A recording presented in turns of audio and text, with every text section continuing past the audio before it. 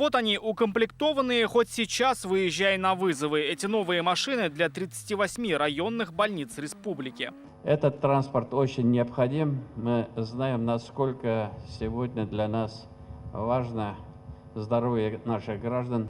Благодарю вас, ваши коллективы, за ту работу, которую вы проводите с учетом вот тех вызовов, которые связаны с COVID-19. С такими машинами спасать жизни будет легче. Они доедут до самых отдаленных населенных пунктов. Министру вот вручаем сертификат. Это 60 новых машин вот такого ярко-белого цвета, а значит, уже издалека будет видно, что на них едут медики. В данном случае работающие на селе. Все авто закуплены в рамках программы модернизации первичного звена здравоохранения республики. Эти автомобили нужны для обслуживания вызовов, в первую очередь сельских жителей.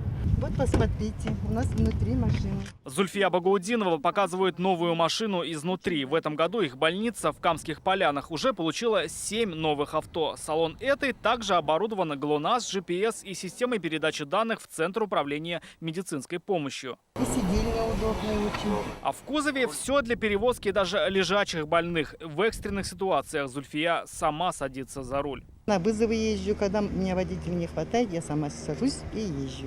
В этом году районным больницам передали больше 350 новых машин. И это самая крупная поддержка за последние несколько лет. На сегодняшний момент мы закрыли полную потребность ближе к 20 сентября, 20 числов. Я думаю, будет еще вручение машин скорой медицинской помощи. Эти машины уже сегодня прибудут в районы республики. Со дня на день они выйдут на свои первые вызовы. Рамиль Шайдуллин, Данил Филатов, Марат Хусаинов, ТНВ, Казань.